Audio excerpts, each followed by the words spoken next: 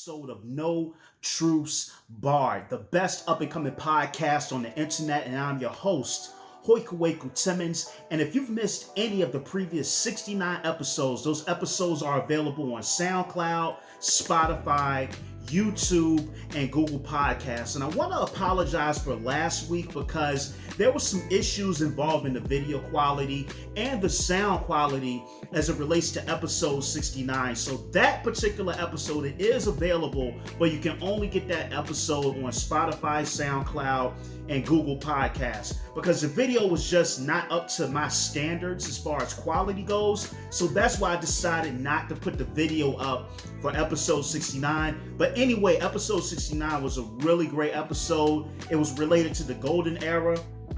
And I was talking about specific years in hip hop as far as like 1988 goes versus 1998. I also got into the discussion about there being a GOAT. I made my predictions, or GOAT, is an acronym for greatest of all time when it comes to hip hop. I also made my prediction for the Locks versus Dipset battle. So if you get a chance, go back and check out episode 69. I might try to put the audio up on YouTube, but at this moment, it's available there. So if you're looking around like, hey, where's episode 69? That's where it is. Also, I love to take the beginning of each episode to thank everybody who has provided any sort of support, who's clicked the like button, who's made a comment, who's shared some of my content with any of their friends or family. I deeply appreciate it. The No Truce Barred platform is a really small platform, and I work really hard to grow it and to make it one of the best podcasts out there. And so No Truce Barred, it provides a way to disseminate information. I try to have like really astute people on, and I have some really dope guests coming up in the fall as well. So make sure you stay tuned. And once again, thank you guys for all of the support. Thank you for people that have listened. Thank you to all of the guests. I want to thank everybody who's ever been on my platform. I thank you for coming on. I thank you for taking time out of your schedule to come and have discourse with me, regardless of what the topic was. So definitely thank you guys for that. Now, I want to jump into this particular episode. Sorry, I need to get a little water.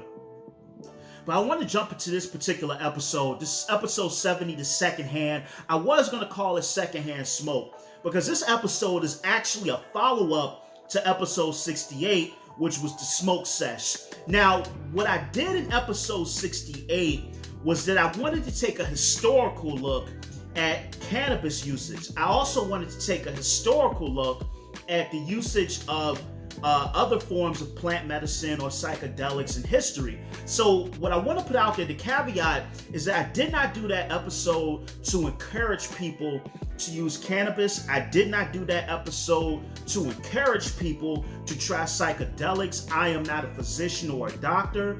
I cannot really guide you on that particular thing as what you may need to take. But what I do want to encourage is for you to have an open mind. What I would like to encourage, and what I hope I encourage with episode 68, is that you went and you did your own research and you didn't just accept the propaganda that was spewed to you via people like Nancy Reagan and others who had a vested interest in demonizing these substances in juxtaposition with alcohol and tobacco. And that was the whole impetus for episode 68 with the Smoke Sesh. And as I thought about it, and as I was actually recording episode 68, there were like a few things that I omitted that I really felt I needed to touch on. There were a few things that I omitted that were definitely relevant to the conversation as far as cannabis use, as far as other plant medicines as well, that I didn't really have the time to go into. So I want to kind of quickly do the secondhand episode, or secondhand smoke, but we're just gonna call it the secondhand. I want to do this episode to kind of go into a little bit more of some of the more nefarious impacts of the war on drugs, if you will. And, we have these conversations a lot about mass incarceration. We have these conversations a lot about the Iran-Contra scandal involving Oliver North. So there's been many documentaries that not only look at the war on drugs domestically, but then we have to get into the conversation of the global trade as well. You have to get into the conversation of our occupancy of Afghanistan, and just the lucrative trade in opium poppy. These things have a certain synergy and they're interconnected. And what I always do with each episode, I love a nuanced argument. I don't like blanket generalizations about these particular topics, because when you start to discuss the war on drugs domestically and then on an international stage, you have to have a very nuanced look, because you can't just say this one particular agency supported or did not support that, because you have individuals that can act in their own interests. You have various other factors going on that if you don't do the research, you kind of really don't know about. And so I want to take this particular episode and touch on that. But when we look at mass incarceration is a product of the war on drugs. And mass incarceration also is an extension of chattel slavery that went on in this country from really like about the 1640s, 1650s, all the way up through 1865 with the passing of the 13th Amendment. And what I want to look at here is the fact that we can't just look at the war on drugs as strictly monetary. We can't look at the war on drugs as solely being oriented around profit.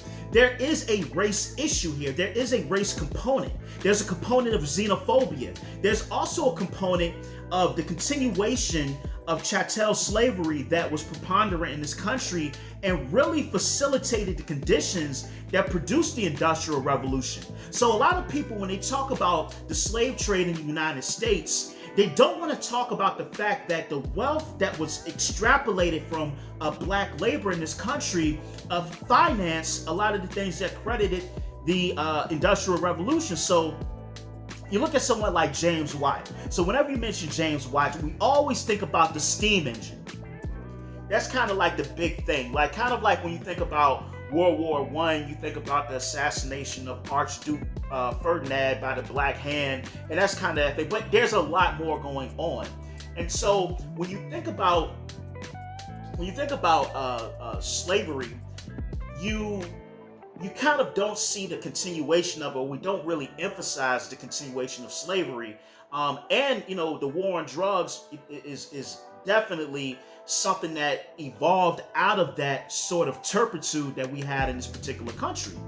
And what I want to say is that the wealth from slavery, and even if you look at the Caribbean, you look at the islands in the Caribbean, you look at things like rum, white gold, which is sugar. Virginia had brown gold because, before Virginia started to really kind of become that engine for tobacco, it was Barbados. So a lot of those farmers actually came and settled in the Carolinas. But Virginia produced a lot of wealth for Europe via brown gold, tobacco. All of these items were directly connected to the preponderance and the growth of cities like London, Amsterdam. If you look at Wall Street, how it started, a lot of those firms got their pardon me, I'm getting passionate, but a lot of those firms actually got their start financing slave ships and insuring plantations and slave owners.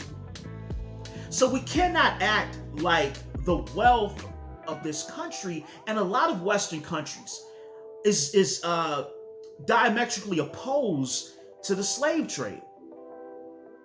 So let's think about the peculiar institution.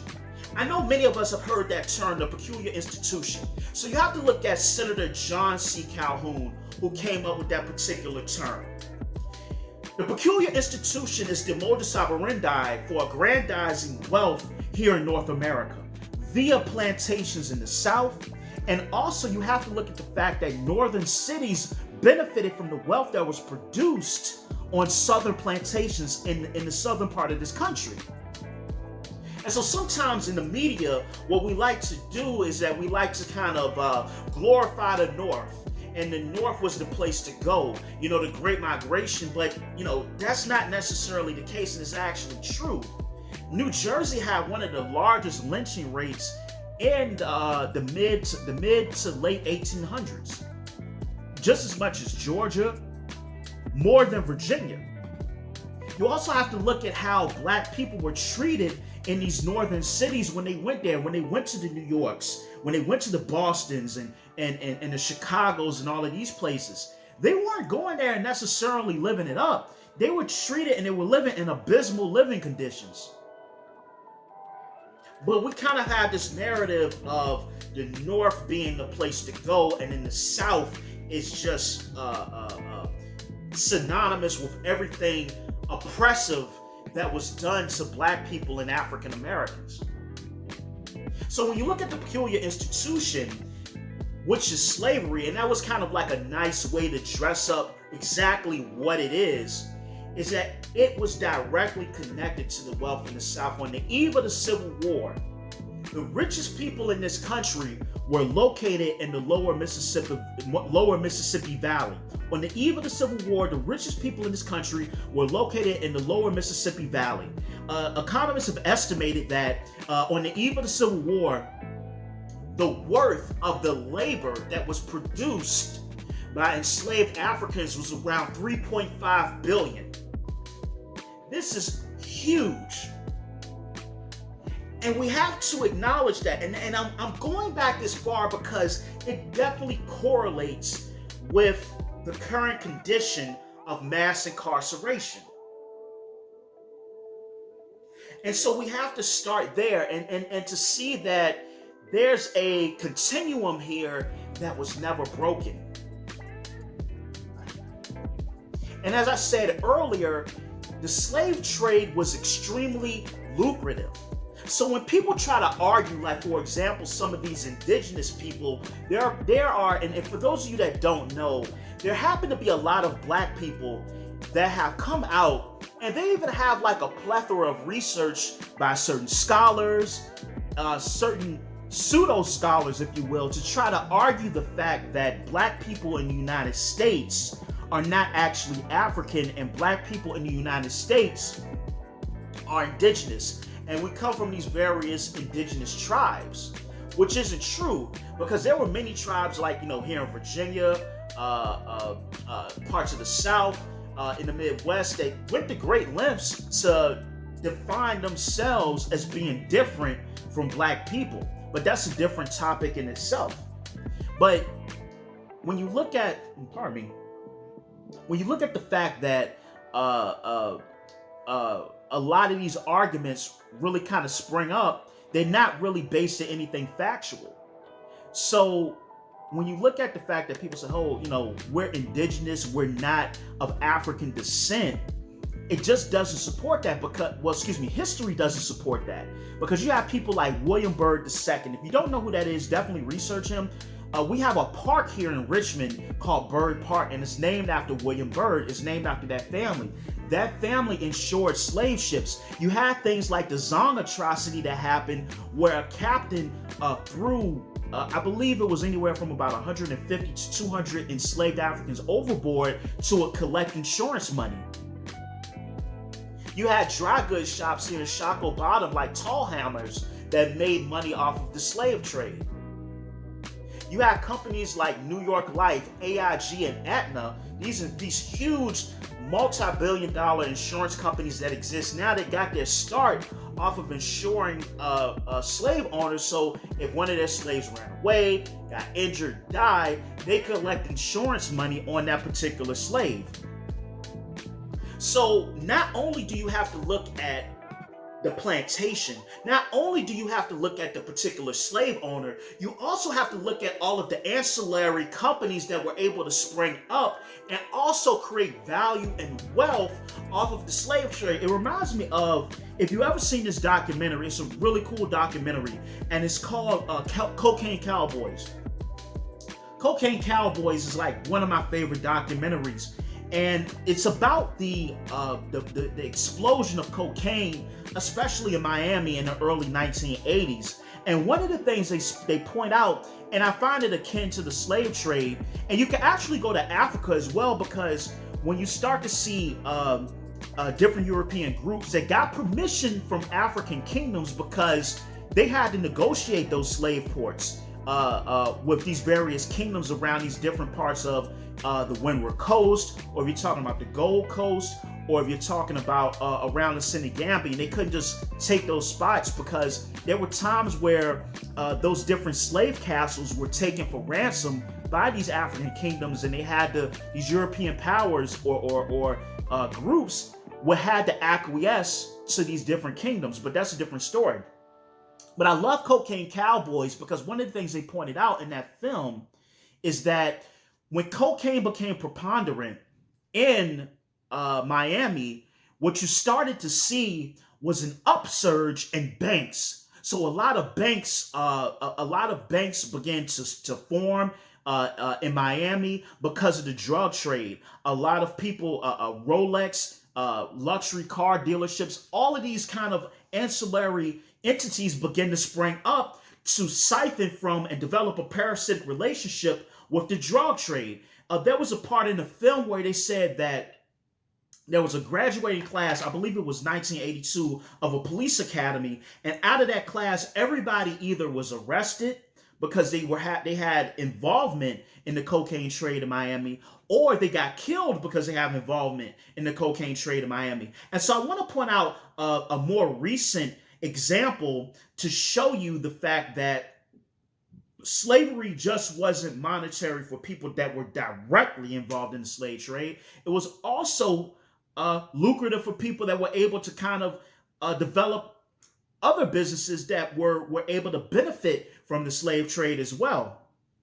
And so we have to look at it from that way. And I'm doing all of this to make a point, is that chattel slavery not only produced wealth for those directly involved, but for those that could, if you make manacles, or if you design ships, or if you insure ships, if you insure plantations, if you work along or nearby plantations, or for example here in Richmond or Virginia rather, you had enslaved people that were able to hire out their labor. The owner of that particular individual will take a piece.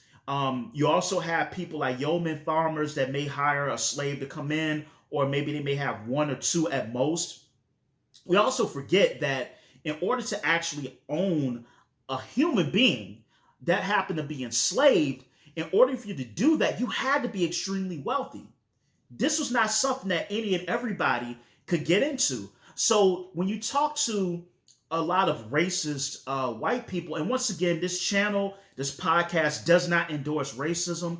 I do not subscribe to the belief that there's anything that makes anyone innately better on a physical level or intellectual level against another group just based off of phenotype or genotype even.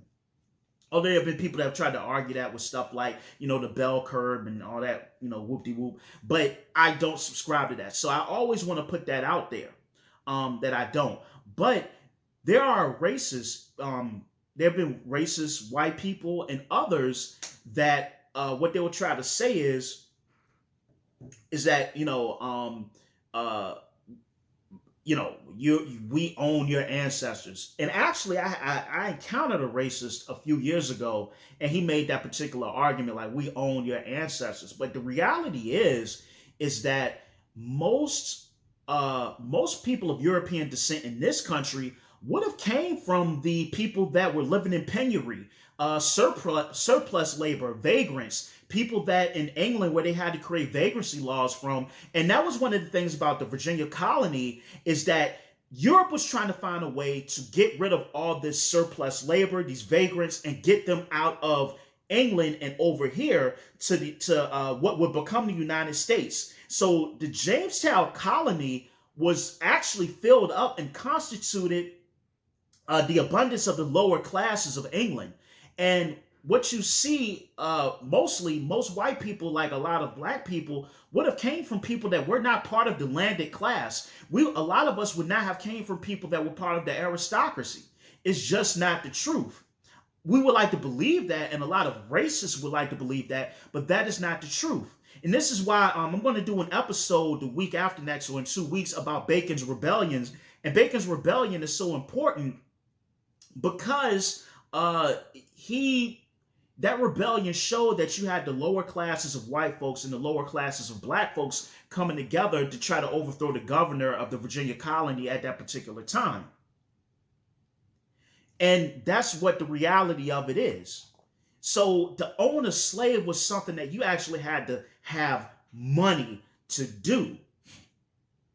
You just, not everybody had that. And then a lot of times as well, when you look at the influx of European immigrants, a lot of them really didn't start to come until like the mid to late 1700s. This is when you start to get a lot of your Irish. This is when you start to get, some of your Italian immigrants. This is when you start to get immigrants coming from other parts of Europe as well in your mid to late 1700s. And a lot of African and black folks would have already been in this country far longer than the masses of European immigrants. And for example, here in Virginia, people like Thomas Jefferson were really trying to figure out how to solve the problem of too many black people being in the state of Virginia. And that's why after 1808, Virginia became like an epicenter for distribution of black people throughout other parts of the South. We just had such a surplus of black people here in Virginia. And so I'm sorry, I just went on a tangent. But the thing is, let me get back to the point. The thing is essentially is that the wealth of this country, it was drawn from slaves and the work and the labor that slaves provided for this country. Ooh, sorry about that. Hey, drink your water, kids, as well, for real. But yeah, so it's all tied into a reason. So let's fast forward. We're going to jump through a lot here because I want to make a lot of these points and keep it moving. Let's get to 1865 and let's get to the 13th Amendment. But let's talk about the fact that if you were found, and I'm paraphrasing, I don't remember it verbatim, unfortunately. I used to remember these things verbatim, but now I don't remember them verbatim no more. But anyway, with the 13th Amendment, there is the loophole there that can facilitate one to fall back into conditions of slavery. So what do we start to get? And this is something that people like Michelle Alexander so eloquently and brilliantly touched on. People like Claude Anderson, Dr. Claude Anderson, Dr. Michelle Alexander, they touched on a lot about these labor camps that started to form after the Emancipation Proclamation, after the Freedmen's Bureau were dispersed, because they had certain obligations that they were supposed to do for enslaved Africans or newly freed Africans. These labor camps that started to form. Now, what began to happen is that these labor camps, these prison camps, they worked people to exhaustion. They did. And another documentary I would like to recommend, a heavy scholar, a profound brother, a brilliant mind by the name of Dr. Sean Utsi. He's a professor at VCU. If you get a chance, please check out some of his work. Check out his documentary. He actually has two documentaries as well. But there's one documentary that he did. I'm trying to think of the name of it. I don't know if it's called, I think it's called Until the Well Runs Dry.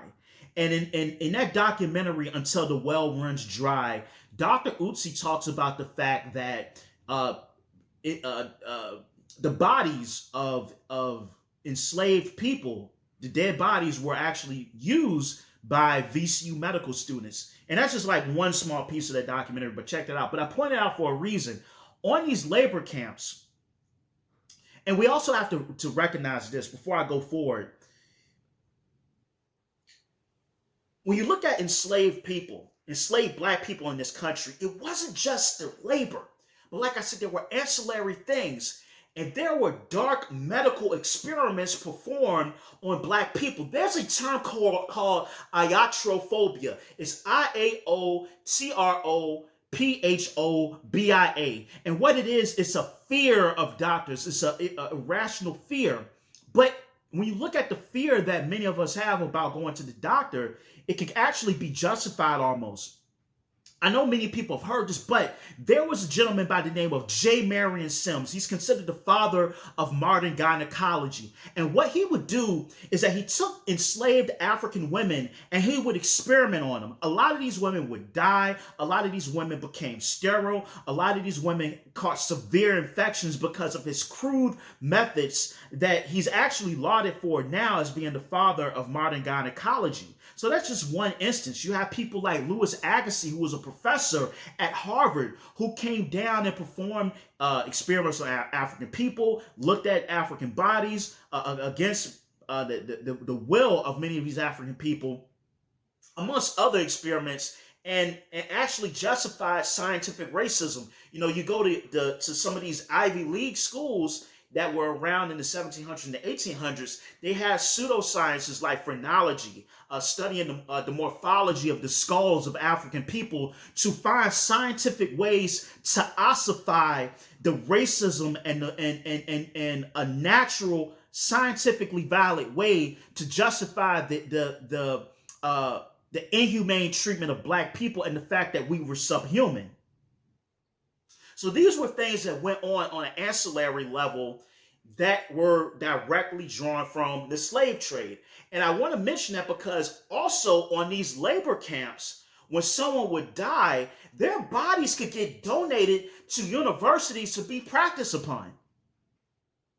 You have people that went missing and ended up in these labor camps.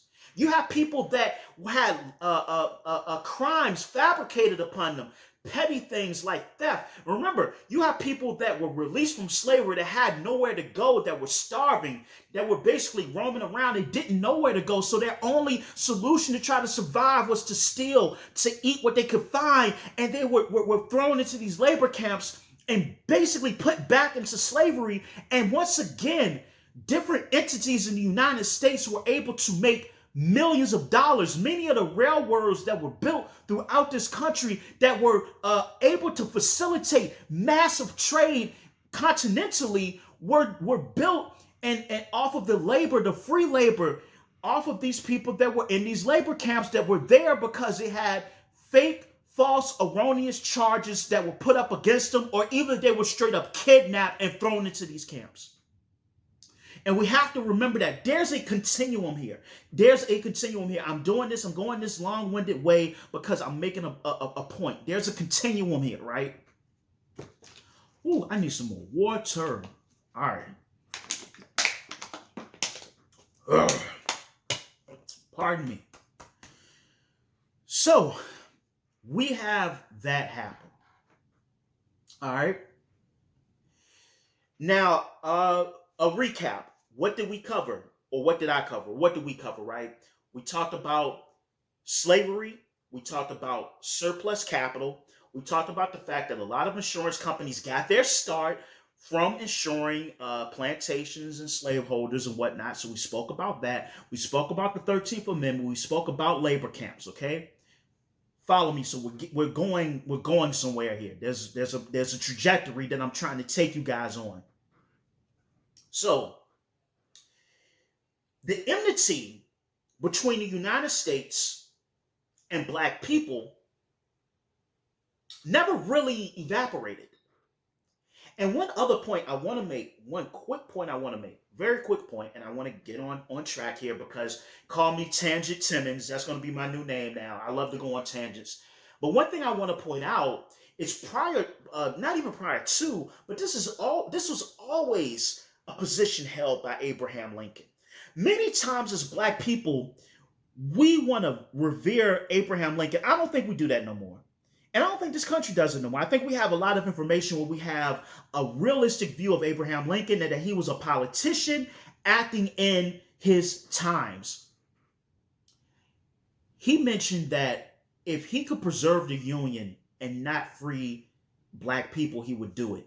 But also what Lincoln said is that he didn't believe that black people and white people can actually coexist in this society. And one of the things he actually suggested and thought about was pushing black people, once the Civil War was over, is actually pushing black people out to Haiti. That was one of the things that Abraham Lincoln actually tossed out there. So this guy was really not involved, really not worried about the edification of black people after slavery. And slavery was actually a shot at the South's economy. That's really what it was about. It was taking out the South's economy, because unlike the North was a lot more industrialized, because when you had the Civil War, whereas the North, the Union Army had several armories, the Southern Army really only had Tredegar Ironworks. So if you took that out, you really hurt the South, really. So there wasn't an emphasis on industrialization in the South, because the South made so much money off of slavery. And the North did too. And I don't want to let them out of the framework here. But I just want to mention that to you guys really quick. But jumping ahead again, there was never an end of the enmity between what became the United States and that enmity in between the United States and Black America. So to jump forward, we get into mass incarceration. So I want to point out a guy by the name of Terrell Don Hutto. He's important because he was one of the founders of the Corrections Corporation of America. Now, why is that important? One of the founders of the Corrections Corporation of America, one of the things that he did is that he actually ran a prison camp, which essentially was the same as plantation conditions. It was called the Ramsey Prison Farm, and it was located, I think, in southeast Texas. Had hundreds of inmates there. People died from exhaustion. They were worked to death. They were living in subhuman conditions in this sort of prison camp. And so one of the founders of Corrections Corporation of America was directly involved, essentially, in slavery. So you're seeing the continuity here. We're going from the domestic slave trade, we're going to the labor camps, and then we're getting here into mass incarceration. Now, the reason why this is the part 2 to Smoke Sesh is because the war on drugs was a direct engine to fuel mass incarceration. The war on drugs was a direct engine to exacerbate the conditions which essentially mirror slavery. It never ended, it never stopped. Do you realize that these privately owned prisons, they have contracts with the states that they're in? And a lot of these contracts, I think 65% of privately owned prisons, they have a contract which stipulates they have to be at least 80% populated, because if they're not, then the state has to pay for the beds that are left vacant in the privately owned prisons. So then if that's the case, you have to have laws that are going to facilitate incarceration, because the state, via the taxpayer, does not want to have to pay this privately owned prison for vacant beds. So tell me, where's the ending of slavery here? Tell me where does it end? Okay, yeah, you don't have issues like Solomon up north, or you don't have issues like what went down with Henry Box Brown or the Dred Scott case. I get all of that, right? We don't have slave patrols anymore. Technically, we don't have slave patrols. I understand all of that. But in its very essence, in the fact that a human being can be used as capital, their labor, their intellectual labor can be used as capital for these corporations or early insurance companies or early corporations that made money off of the railroads. When did it end? It didn't. It's still here. We're still suffering from it. It's still happening right now. It's still here.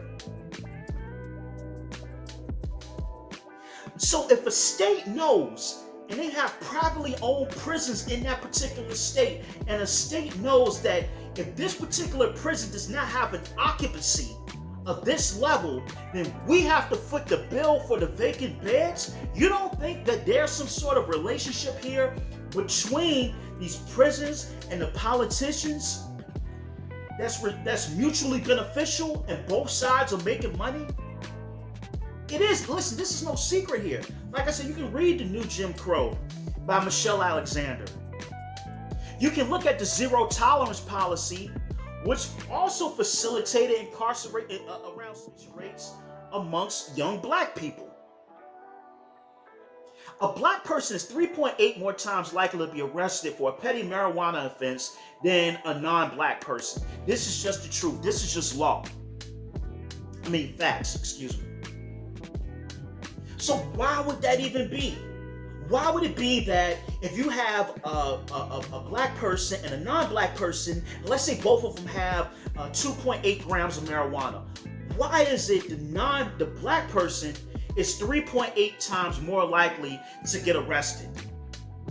It's because the tyranny of racism never ended. The lucrative nature of slavery never ended. And the very crux of our wealth still depends very much on involuntary human labor and involuntary human capital. And if we're really as progressive a society that we say we are, we're going to find a way to get rid of this sort of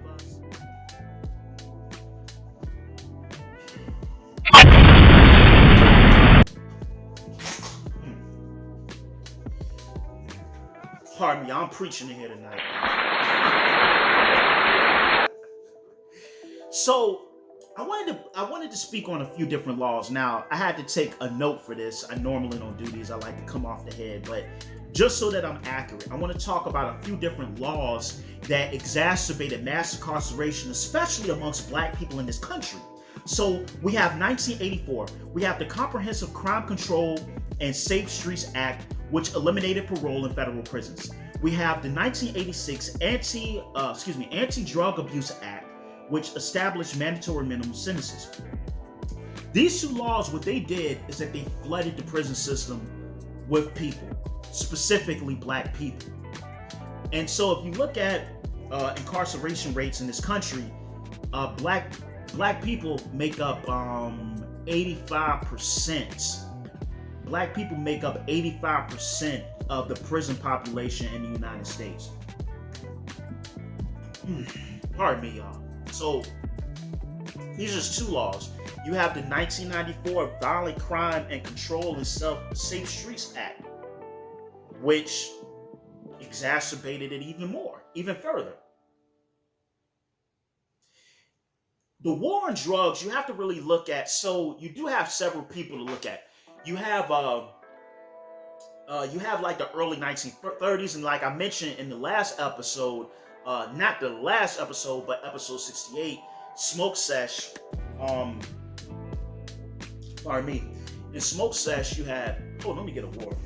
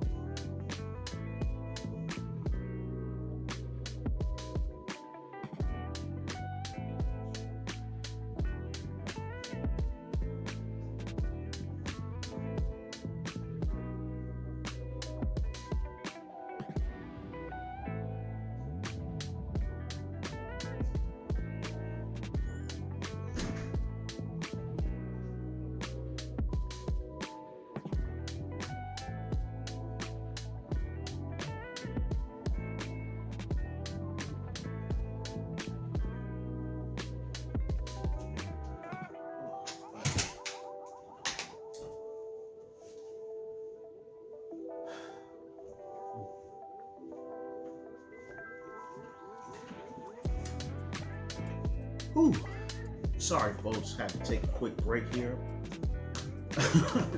But yeah, it's just the truth. So these laws exacerbated that. And like I said in the previous in Smoke Sesh, I talked about the Marijuana Tax Act, I believe, of 1937, so we can go all the way back there. But it was really Richard Nixon that exacerbated this war on drugs. One, because in the 60s you had the movement with a lot of the hippies and psychedelics and all of this stuff. But also, a lot of black people use marijuana, and Richard Nixon was a fervent racist. And so this attack, this war on drugs, this assault, if you will, on people that use certain substances, it also was kind of an indirect way to lock up and incarcerate many people in the black community. And so when you look at that, it's a fact that you had elected officials that had their hands in it. It all goes to money. It all goes to the capital. And so you have to always recognize that particular aspect of it. And so what I want to do is with the secondhand smoke that I'm giving you guys tonight, what I want to do is I want to take a brief period, and I also want to talk about a little bit more in detail. I want to talk about other plant medicines as well. So I spoke a little bit about psilocybin, but I want to get into a little bit more. So as you all know, I don't know if you know, but there are over 180 species of psilocybin mushrooms. Now, I know I jumped from mass incarceration to this, and you're like, where are you going? But I think Johns Hopkins University, they had an article last year, and it talked about how people that suffer from PTSD, depression, when they had a small dose of psilocybin, it actually was able to alter perspective. It was actually able to lessen PTSD. It was actually able to help with issues of anxiety. And as you see, certain shamans and other non-Western cultures who use some of these psychoactive substances have spoke about the spiritual and mental benefits of uses of things like psilocybin mushrooms, of uses of things like dimethyltryptamine, peyote, mescaline, ayahuasca. These are plant substances that have been used throughout the ancient world. And the Aztecs actually had a substance called tionenado, and it meant flesh of the gods. And what people speculate is that it actually may have been a form of a psychedelic mushroom, most likely psilocybin mushrooms that the Aztecs used for religious purposes, for spiritual purposes as well.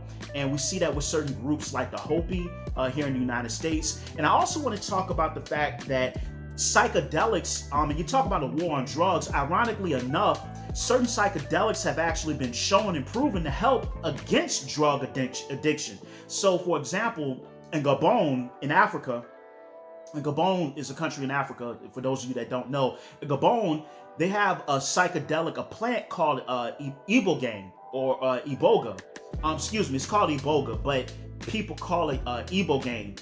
And iboga has been shown to stop relapse of heroin addicts at a rate of about 70%.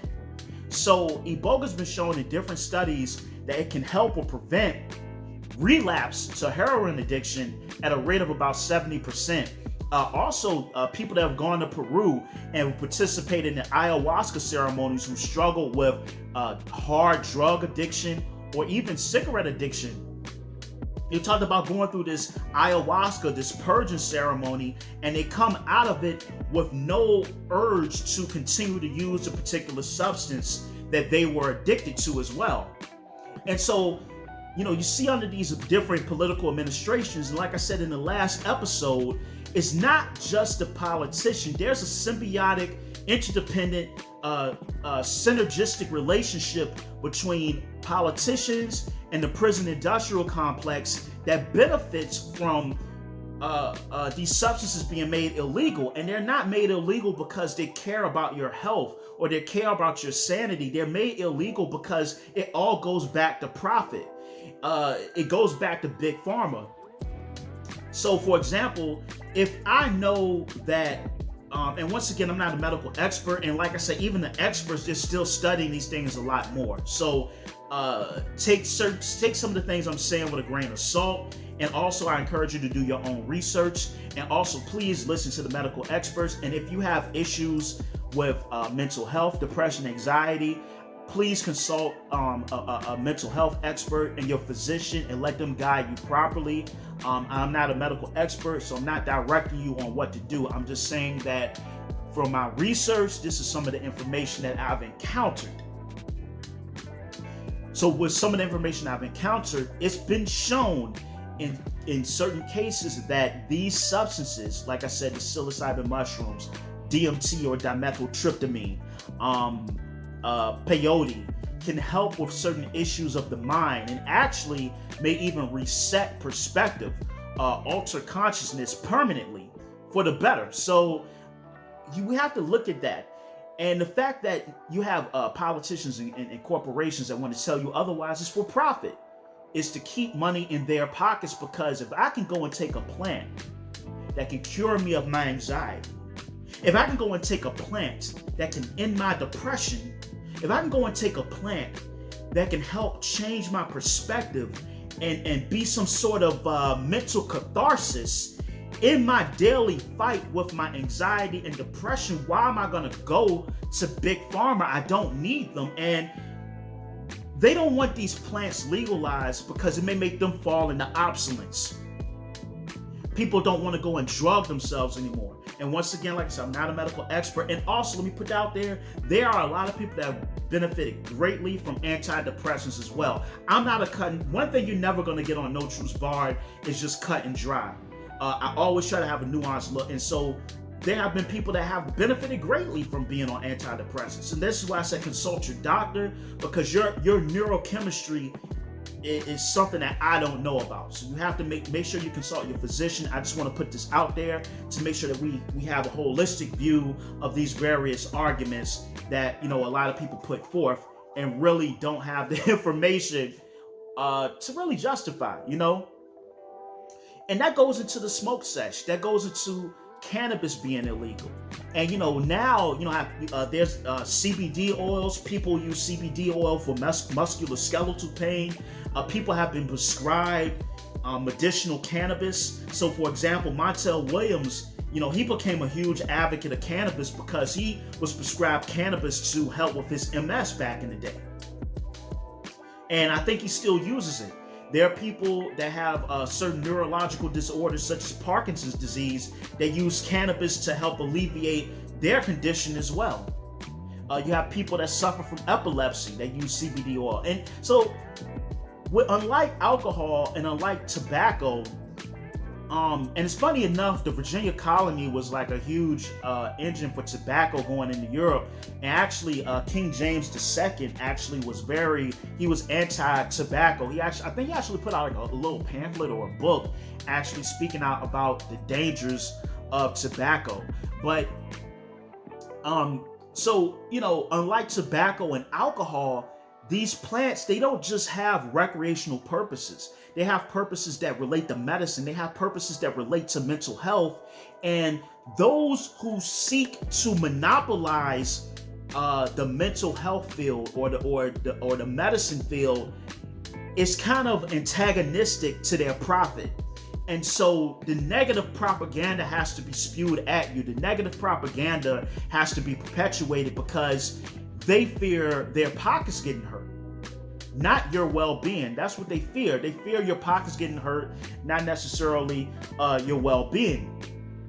And so to tie into the war on drugs, when we look at the fact that the cannabis industry has become a multi-billion-dollar industry, and you have places like Colorado, who I think Colorado was the first state, I think it was Washington State.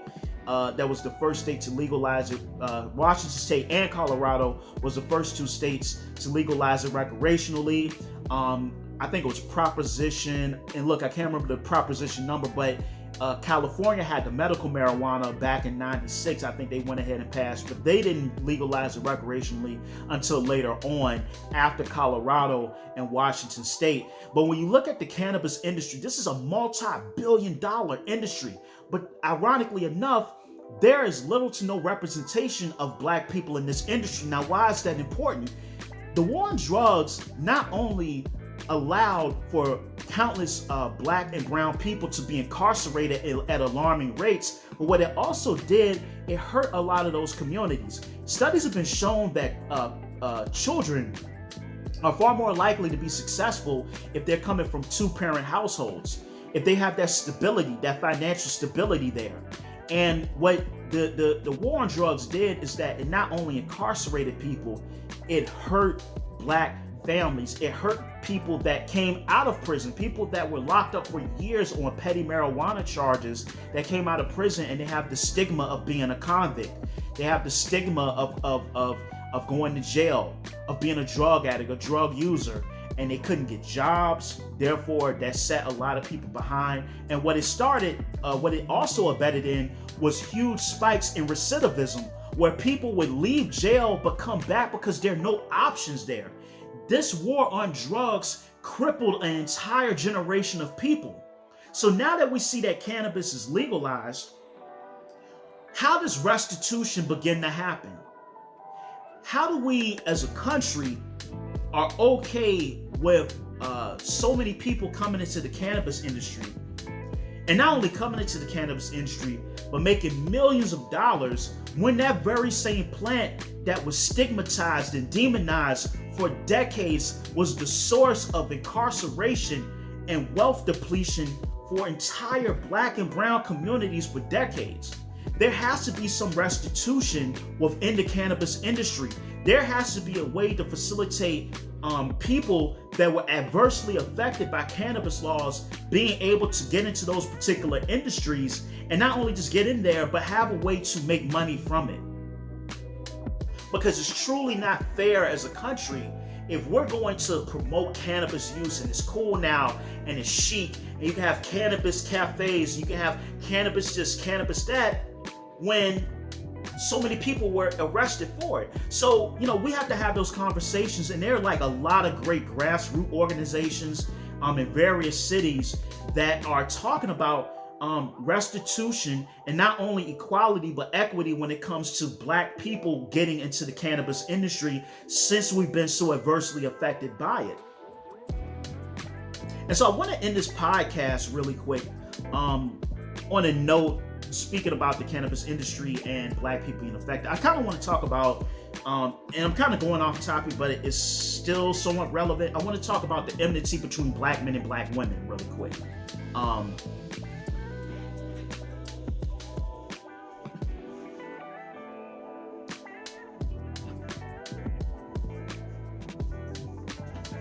So I want to talk about the enmity between black men and black women. Every time I'm on social media, and this really bothers me, every time I'm on social media, I always see a post with a black woman talking about how black men are sexist, how black men are misogynistic. And by and large, there are a lot of black men that are sexist, and there are a lot of black men that are misogynistic. I hear that I see posts from black women where they talk about, getting a white man or a non-black man is a step up. It's better. And I do not like that, because I feel that sort of perspective is immature and short-sighted. But black men, let me get on you too. I see posts with black men where they say black women have too much attitude. Black women don't know how to be submissive. A white woman or any woman that's non-black is preferable to a black woman. And I'm not a fan of that, because that's idiotic, it's asinine, and you're spewing generalizations. My problem with this is that, once again, I don't promote any sort of race superiority. That's not what I do here. But what I do want to point out are problems. And this is a huge problem. If you're talking about a black family unit that's predicated on a nuclear family, if you're talking about a black family unit, and the fact that really a family really is how you amass wealth, you're more likely to amass wealth if you have, a wife and children. You have a whole unit versus somebody that's just by themselves. So if we know that our relationships, our families are already in a fragmented state, it would behoove us to not perpetuate these caustic views of one another. And do we have problems? Damn it, yes, we do.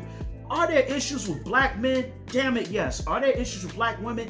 Damn it, yes. But there is a problem there, though. There's a problem of possibly the way that we were reared. The misinformation and the miseducation that our parents received was passed on to us, and their parents received was passed on to them. And so anytime I see a post on Instagram or Twitter where it's a black man tearing down black women or it's a black woman tearing down black men, I cannot support it under any circumstances. Because these things are coming from places that is built upon rhetoric that we were taught to think about one another. We were taught to dislike each other. And many other groups of people, they seem to not have this enmity between each other. Now, I'm not saying that we should not have discussions about our issues. What we should not do is become racist against each other, because when I hear that, that's what it sounds like. It sounds like black people who are racist against other black people. We can critique, we can even castigate, we can bring up the inequities, we can bring up the shortcomings, but we do not have to do that while perpetuating just hatred amongst each other. That's the best way I can put it.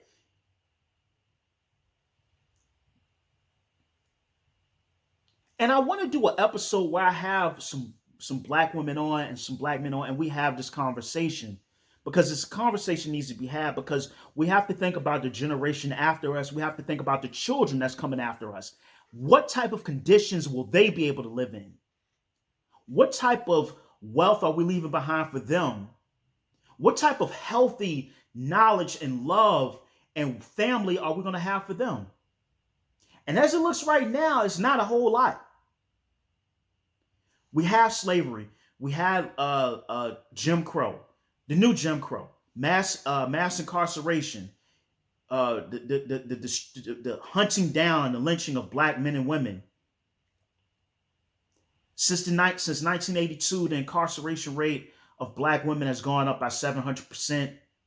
It's a little bit higher for black men. Prior to the 80s, in order for America's incarceration rate to go back to the way it was in the 1970s, 3 out of every 4 prisoners in this country would have to be released. The incarceration rate in this country is insane. And the byproduct of that is a fragmented black family structure that's hanging on by a thread. And us knowing and seeing this, we still want to perpetuate this hatred and dislike amongst each other, and it has to stop. So look, this has been episode 70.